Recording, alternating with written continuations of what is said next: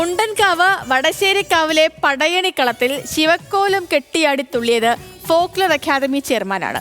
പദവി ഒരു ഭാരമാകുന്നതേയില്ല OS ഉണ്ണികൃഷ്ണന്. ഒരു നൂറ്റാണ്ടിന് ശേഷമാണ് വടശ്ശേരിക്കാവിൽ ശിവക്കോലം തുള്ളുന്നത്.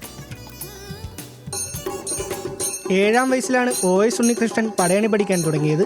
2 വർഷത്തിനകം അരങ്ങേറ്റവും നടത്തി. കുന്നശ്ശേരിയിൽ മാധവൻ പിള്ളയാണ് ആദ്യ ഗുരു.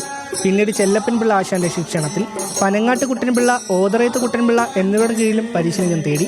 പൂർണ്ണ ചിട്ടയോടുകൂടി പടയണി നടത്തപ്പെടണമെന്ന ആഗ്രഹമാണ് ഈ ശിവകോലം അരങ്ങത്തെത്തിക്കുന്നതിന് പ്രേരണയായി ഭവിച്ചത്. അതിന് എനിക്ക് ശിക്ഷണം നൽകിയത് ശ്രീ പ്രസന്നകുമാർ തത്വമസി എന്ന പടയണി ആചാര്യനാണ്.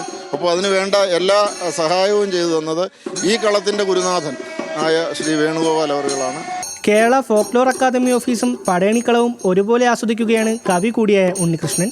15-ാം വയസ്സിൽ കാലൻ കോലം തുള്ളിയ ഉണ്ണികൃഷ്ണൻ 2016-ലാണ് വടശ്ശേരിക്കാവിൽ അവസാനമായി കോലം കെട്ടിയാടിയത്.